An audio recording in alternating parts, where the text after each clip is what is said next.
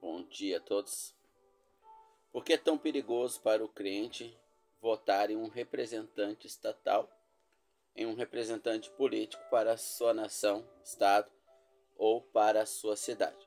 O que a palavra do Senhor nosso Deus nos diz a respeito do voto, aonde o povo escolhe democraticamente os seus representantes. No vídeo anterior, nós falamos sobre a situação em que o povo de Deus, até então os judeus, haviam pedido para Deus um rei igual às demais nações. Assim, hoje, o povo de Deus, a igreja, pede para Deus um representante que represente os seus direitos, as suas vontades, necessidades, ideologias. Bom, o Senhor se agrada disso? O Senhor Jesus, como cabeça da igreja, embora a igreja tornou-se independente na sua condição prática, no céu, todos os que têm o nome no livro da vida fazem parte do corpo de Cristo, da sua igreja, do corpo. O corpo não toma decisões. Quem toma decisões é o cabeça. O cabeça é o Senhor Jesus. Mas na sua condição, ela se emancipou do cabeça e toma suas próprias decisões em nome de Deus. Isso começa a partir do século III, onde a igreja vai se unir ao Estado, voto, eleição, escolher. A igreja vai se unir ao Estado, vai se prostituir, a grande prostituta relatada em Apocalipse, e ela então vai começar a usufruir dos benefícios do mundo, a qual o próprio Senhor Jesus rejeitou. João Batista, os apóstolos, os milhares de cristãos, nossos irmãos, cujas bênçãos são nas regiões celestiais e não terrenais, diferente do povo judeu, aonde Deus gostaria de transformar os judeus em uma nação. A igreja era um povo celestial e não territorial. Então as suas bênçãos são nas regiões celestiais, como diz lá no livro de Efésios. Efésios 1:3 vai dizer: bendito seja o Deus e Pai do nosso Senhor Jesus Cristo, que nos abençoou com todas as bênçãos nas regiões celestiais, do qual ele descerá dos céus e nos levará para a nossa habitação eterna, como ele prometeu em João, capítulo número 14. Bom, irmãos, eu sei que até aqui eu falei em grego com a maioria dos nossos irmãos, porque a maioria está ligada ao Estado, ao sistema mundano, então não consegue entender os assuntos espirituais.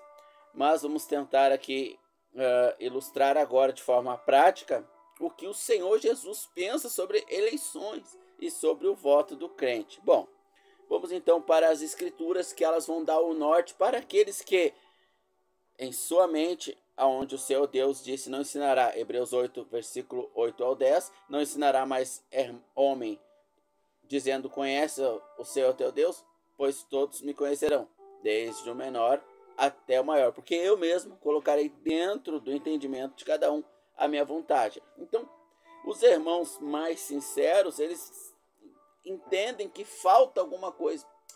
Parece que não é bem assim, o pastor lá ensina a votar em tal candidato, isso e aquilo, mas não estou conferindo com a Bíblia, o Espírito incomoda. Quanto a esses que o Espírito incomoda, ele também direciona a vídeos como esse, porque o Senhor que começa a boa obra, ele é poderoso para terminá-la e trazer a paz, tirar o incômodo, confirmar o que é da vontade dele para os poucos que querem andar em sua vontade, que são muito poucos, realmente, até a sua vinda, né? Bom, o que diz então as escrituras? Vamos lá. Eu precisei abrir aqui a Bíblia, então já abri.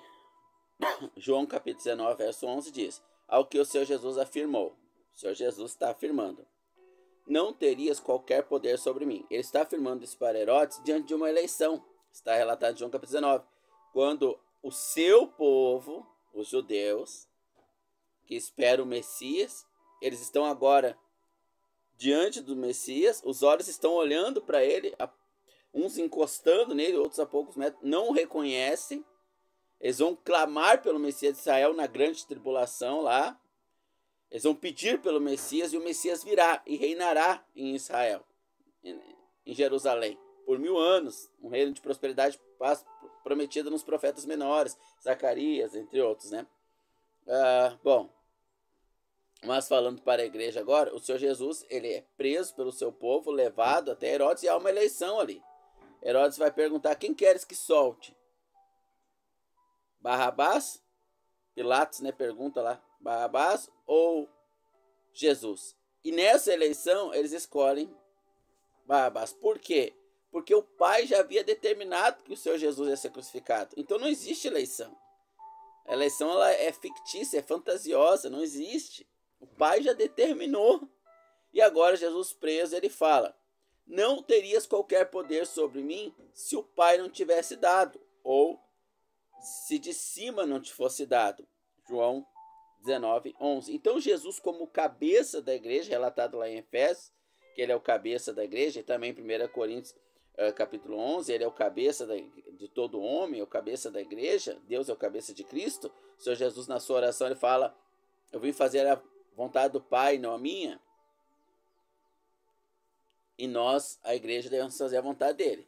Nenhum poder teria sobre mim se o Pai não tivesse te dado. Então veja, não há poder sobre a igreja do Estado que o Pai não deu. Os nossos irmãos salvos em países perseguidos, foi o Pai que os gerou lá. E o Pai deu esse poder. O Pai levantou aquelas autoridades. O nosso Pai celestial, o nosso Pai que nos ama. Então não adianta nós querermos escolher os políticos. A eleição, ela é fantasiosa. O Pai já determina. Ele levanta reis e tira reis. Lembra do vídeo passado, quando o povo pediu um rei. Deus falou: o povo rejeitou a mim.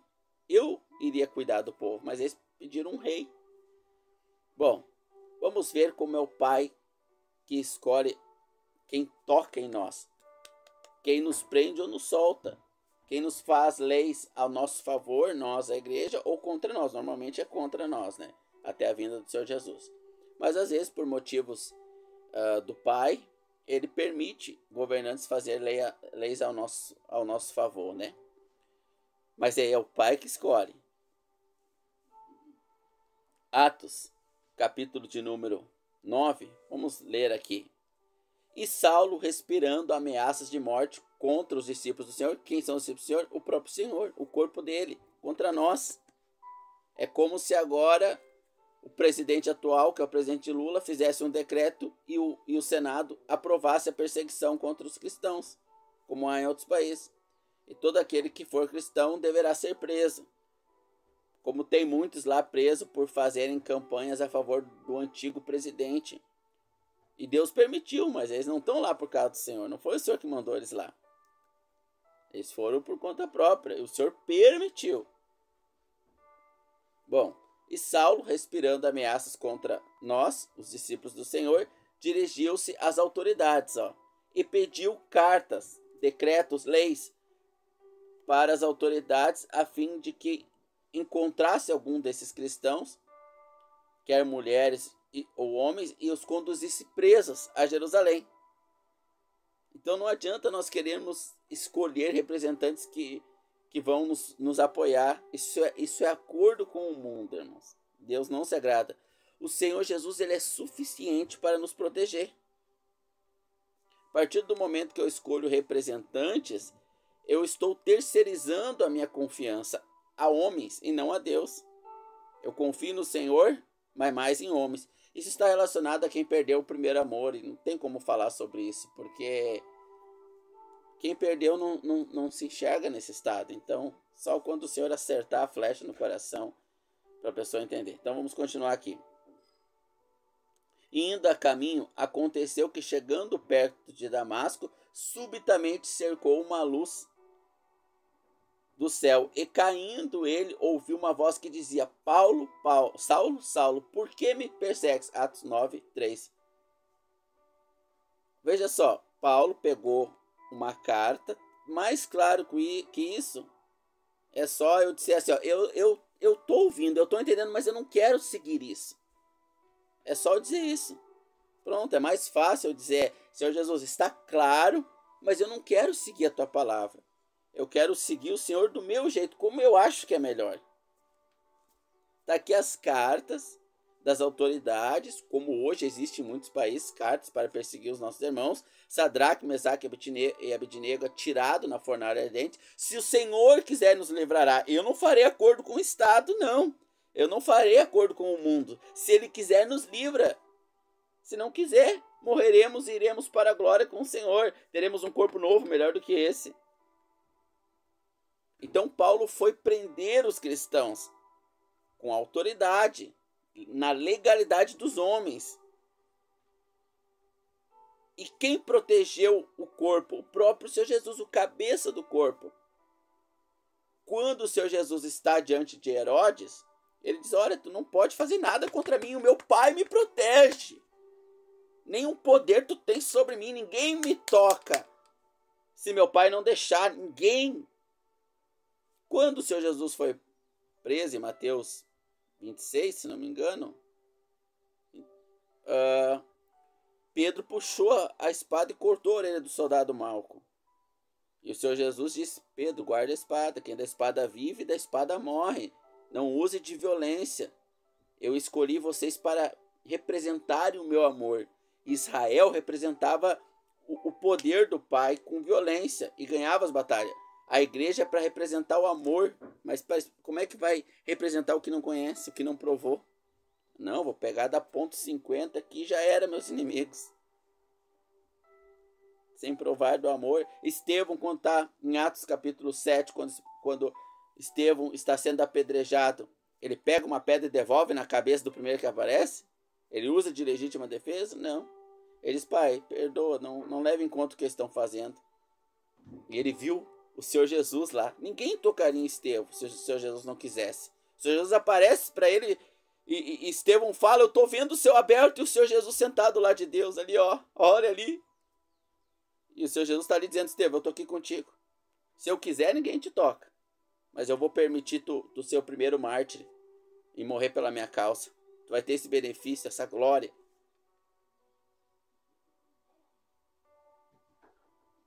E agora Paulo, ele vai perseguir os cristãos. Uma voz aparece para ele. E Saulo pergunta: quem és? Por que me persegue, Senhor Jesus? Disse. Mas Saulo não estava perseguindo o Senhor Jesus, ele estava perseguindo os irmãos. Mas é que o Senhor Jesus é os irmãos, ele é nós, ele é o cabeça nosso. Imagina tirar minha cabeça aqui, vai ficar um corpo estranho, né? Agora, ó, a mão, ó. Não é a mão que está decidindo fazer esse movimento, é a cabeça. Para a esquerda, para a direita, para cima, para baixo. Agora imaginou a mão me dar um soco aqui, por conta própria, e eu do nada, assim, sem perceber, tomo um esporro de mim mesmo? Não faz sentido, irmãos. Então o Senhor Jesus fala para o apóstolo Paulo: por que me persegues?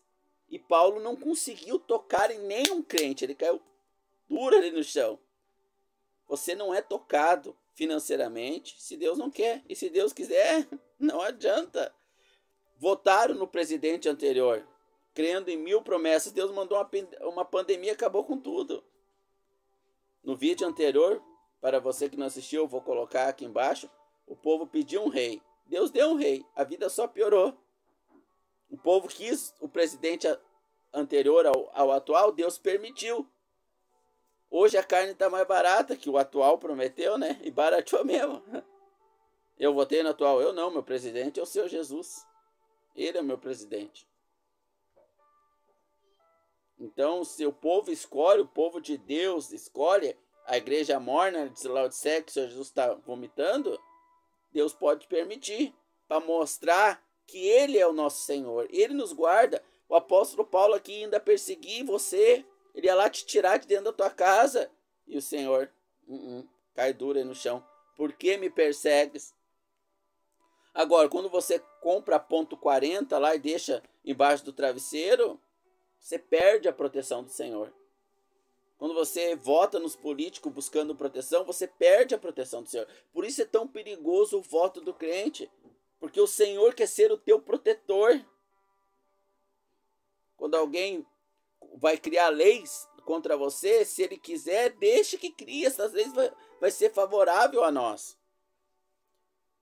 Prejudicial à nossa carne, mas favorável ao nosso espírito que vai ser edificado. E se Deus não quiser essas leis, Ele vai lá e aperta o coraçãozinho dos deputados lá que estão votando, eles caem duro na hora lá. Como ele fez com Paulo aqui, ó. Paulo pegou cartas de autoridade, não foi por conta própria. Ele teve a autoridade legal do mundo, dos homens, para perseguir a igreja. Conseguiu? Seu Jesus aparece. Nós lemos anteriormente em João 19, quando Jesus estava preso. Herodes. É Pilatos, eu acho, né? Desculpa. Vamos ler aqui de novo.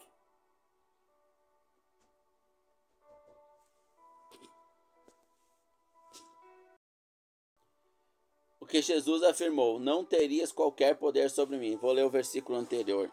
Então Pilatos o advertiu: tu negas a responder? Sabe que tem autoridade de te soltar e te prender? Veja, então a gente vai votar achando que aquele político tem autoridade sobre nós. E a autoridade do Senhor Jesus fica onde? Em segundo plano. Se os homens falhar, se a minha ponto 40 falhar, Deus entra. Se o político falhar, Deus entra. Não. O Senhor Jesus não disse: não, Herodes, tu não tem autoridade sobre mim, é César que tem. Se tu falhar, tem um político maior sobre ti.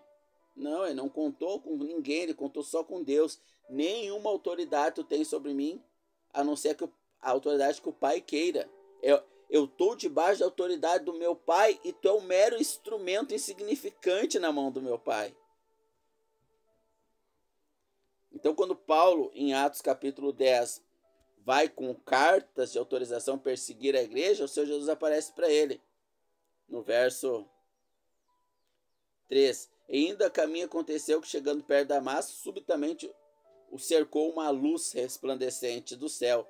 E caindo, tremeu ouviu uma voz que dizia: Saulo, Saulo, por que me persegues? Ô irmão, nós somos perseguidos. O Senhor Jesus vai pedir conta para quem nos persegue. Não peça tu conta. Não seja autônomo. Não se emancipe do cabeça que é o Senhor Jesus. Deixa ele tratar. Ele é o juiz sobre todos. Nenhuma autoridade alguém tem sobre o corpo dele. Que o Senhor creia mais, tenha mais fé no Senhor, não nos homens. Por isso não é bom que o crente ele vote. Mas a gente deve obedecer a lei dos homens. Sim, a gente deve obedecer. E a lei nos deixa votar nulo. Em branco. Deixa que o mundo escolha os seus representantes. Nós não temos nada a ver com isso. Nosso representante é o Senhor Jesus. Romanos 13, o apóstolo Paulo diz: toda alma esteja sujeita às autoridades, porque não há autoridade que não venha de Deus.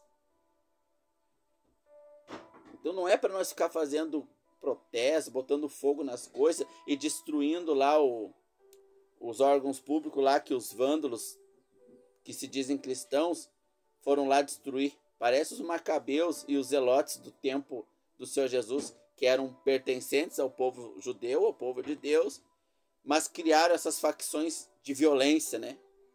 Hoje também, os irmãos pertencentes à grande casa, a cristandade confessa, que se diz cristã, ela está dividida em várias facções.